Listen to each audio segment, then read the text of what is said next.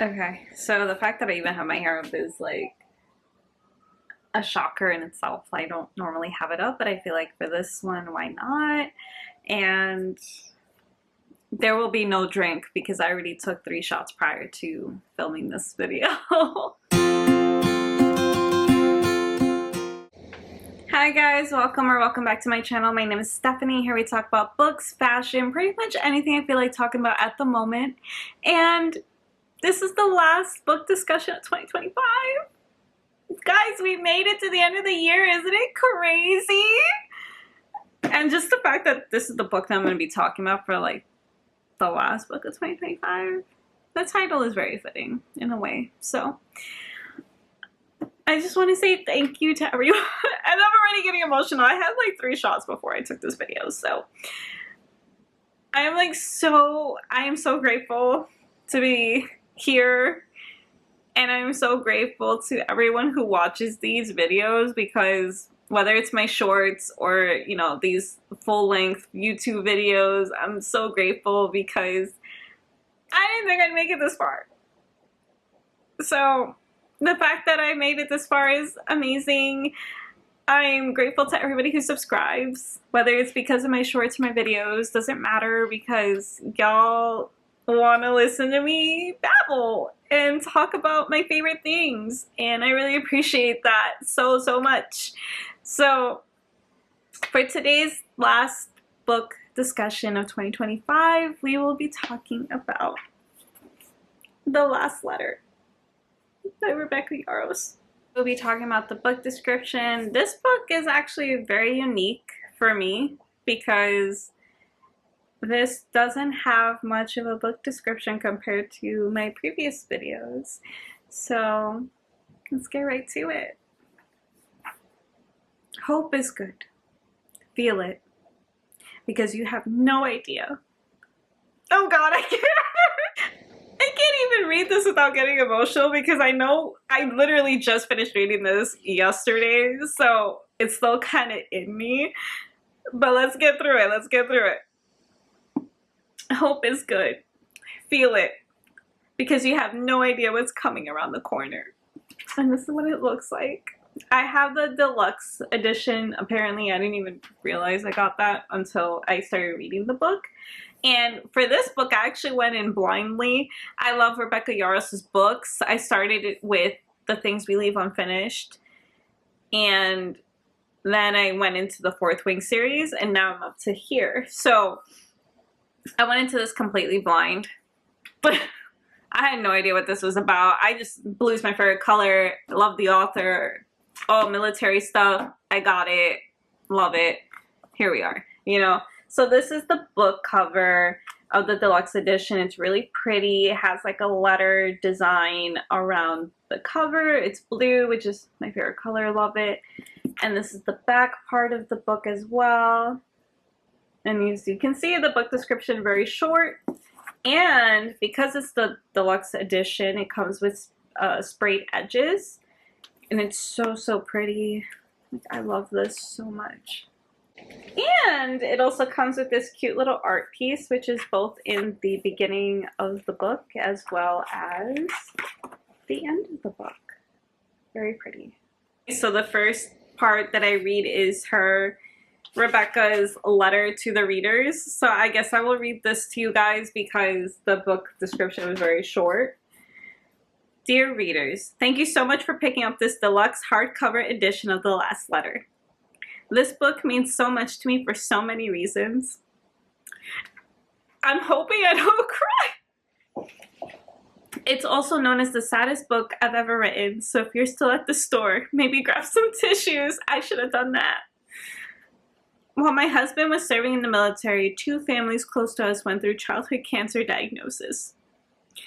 It struck me as being so unfair for these kids to go through the unimaginable as I watched their parents move heaven and earth in their fight. While writing the last letter, I called both of these friends and asked them what I needed to get right in this book. I asked what they would say to everyone if they could. I'm forever grateful to those women for inviting me inside their family struggles and opening my eyes to a world where prognosis doesn't always equal outcome. One of my friends went above and beyond, letting me into her son's treatment logs, which became the timeline for the last letter. I strove to make the book as accurate as possible, to do justice to these kids who are fighting with everything they have. Guys. I am forever grateful for Ashton's strength and grace. She answered every question, helped me understand the countless facets of emotions she and others have gone through. She walked me through the months of treatment, the setbacks, the victories, the hardships. I spent months poring over blogs where parents detailed their children's experiences, insurance bites, treatment possibilities, and countless hours sobbing over their outcomes, both the spectacular and the tragic. All of these emotions found their way into this book. It's been 7 years since I wrote the last letter, and Beckett, Ella, Cole, and Macy are still with me. I hope they stay with you too. They stayed with me, bro. They stayed with me. XOXO, Rebecca. And this is what it looks like. I don't know how. It's like really bright lighting. That's the book. Great. So the book description doesn't give you much to go by. The letter that Rebecca writes before the whole book starts pretty much gives you a little bit of what's going to happen. There is cancer involved. There's military stuff slightly involved, and it's kind of a heavy read. So if it's a little bit triggering to you, then definitely don't pick it up. It's not triggering to me exactly, but it's still pretty sad. And I have experience with writing letters to someone who was in the military, so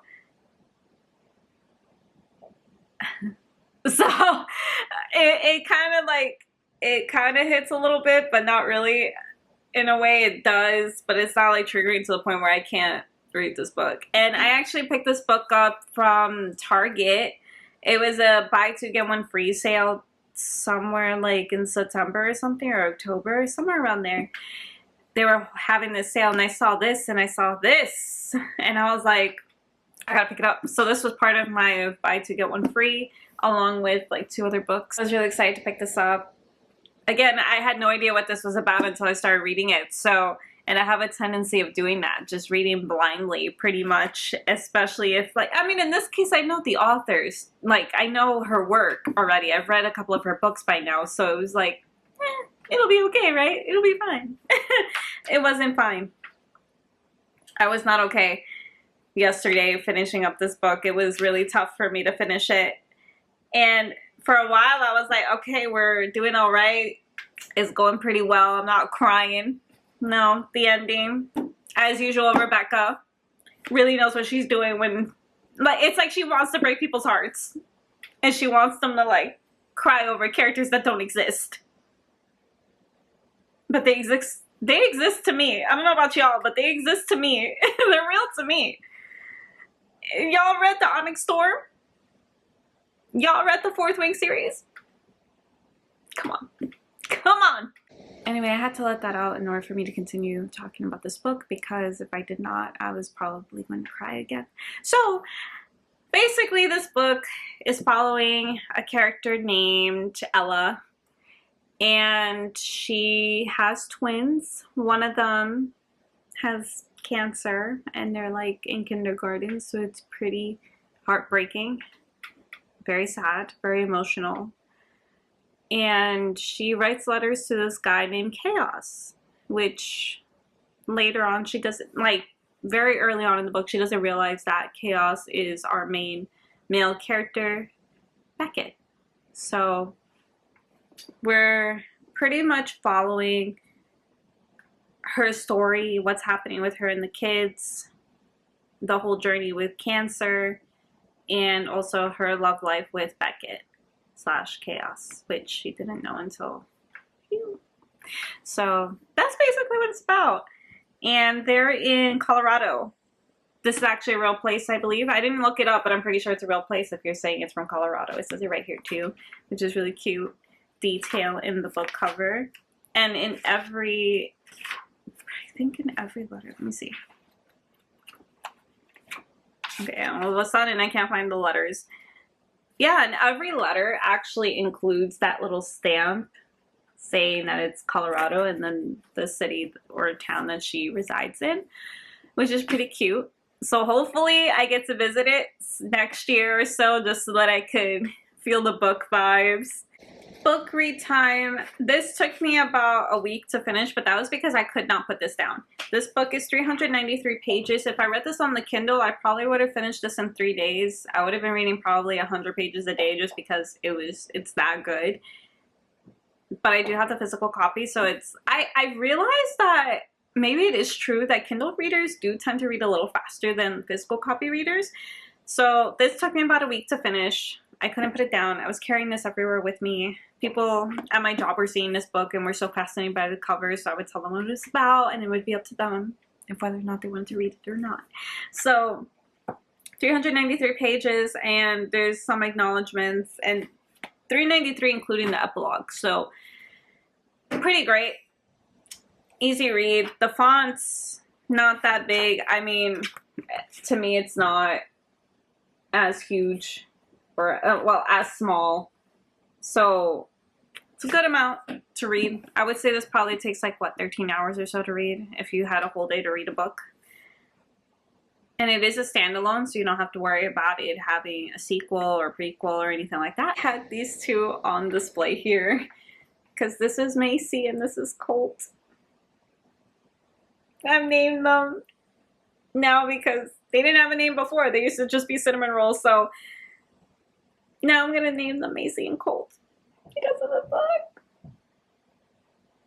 I might name my tattoos that. I recently got tattoos. I don't know if you can see it at all, but I got like twin butterfly tattoos. I actually might name them Maise and Colt just because of the book. And yeah. This book was really sad. I mean, I don't know how else to put this. This book wrecked me. It didn't wreck me like A Little Life did. A Little Life is not for the weak. And I wasn't weak, but it broke me for a few months. Like, I couldn't pick up another book after reading that. So it's not A Little Life level sad, but it's still like pretty up there in like the level of sadness. I really don't know how else to put this. This book was like, I'm so glad I picked it up. I'm not going to give it a bad rating because it was sad, but this book really put me through it for like the past week or so that I've been reading this. Like the first few chapters alone, I'm not even 100 pages in and I'm crying. I am crying at work during my break and I have to walk out like nothing ever happened to me just now. Like I didn't experience a whole thing happening in this book. So it put me through it. And then yesterday when I was wrapping it up,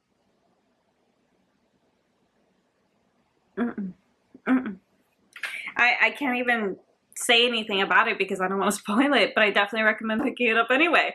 So let's see, what else can I talk about without spoiling it? There is a lot of time jumps. I will give you that. This book does have a lot of time jumps. There's like 6-month time jumps, and so I think there's 2 6-month time jumps, and I think that might have been it. Like only a few months. It's not like a year or so of a jump. Because again, we are following a childhood cancer story and what the progress is. But the ending was such a twist. And this doesn't surprise me because when I did read The Things We Leave Unfinished, the twist that Rebecca ends up putting towards the end of the book, I was like, oh. Oh, oh darn. You know, so it doesn't surprise me that there was a twist as well in this book. And this is a standalone book. There is no sequel that I'm aware of with this one. So again, with also the other book that I just mentioned, no sequel. So it doesn't surprise me. The Fourth Wing series has its twists and turns or whatever, but it's not like as huge. In my opinion, it wasn't as huge. Well, okay, wait. No, The Fourth Wing had a twist, a big twist that I was like, over. But other than that, I feel like this level of twist, I was just like, why'd you do this, Rebecca? Why did you do this? Like, I literally hit the book, and I'm not a violent person like that, but I hit the book because I was like, how dare you do this to me? And then there was a very specific line towards the end. If you play video games and you played Final Fantasy Crisis Core,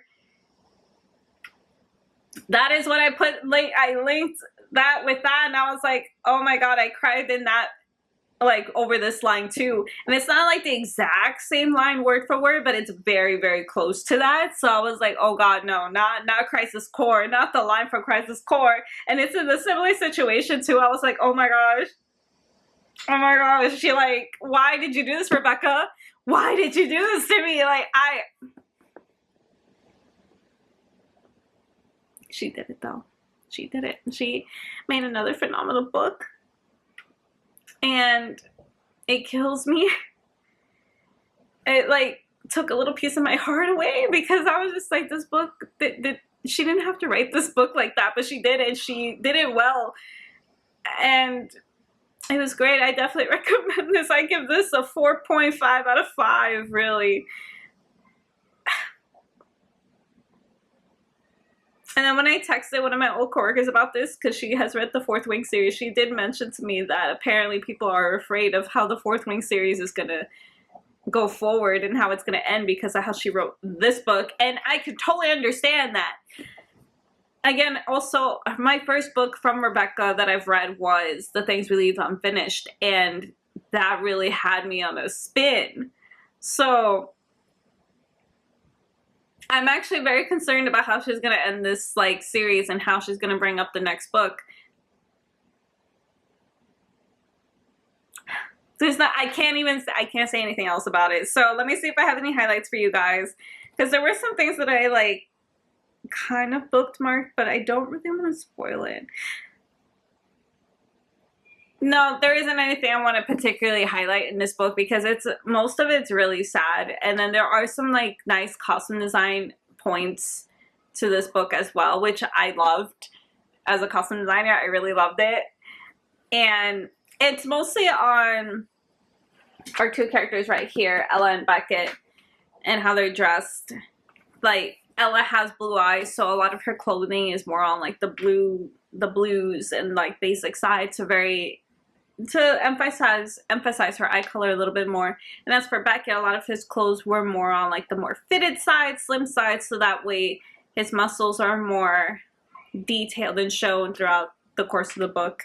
And there is a little bit of spice in this book. If I had to rate the spice level, I would probably say 2 out of 5. I can't give it a 1 because when there is spice, there's spice, but it is not like the Fourth Wing series where Violet and Xaden are doing their thing kind of level spice. It's not like that. But it's a good amount. It's a good amount for what this book is about, in my opinion. Yeah.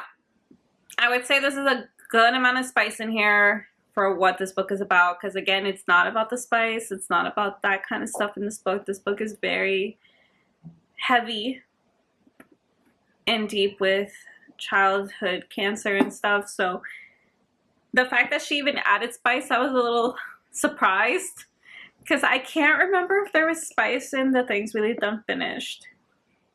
If there was, it wasn't a lot of it if I can't remember it, because the Fourth Wing series, I could definitely remember there being that.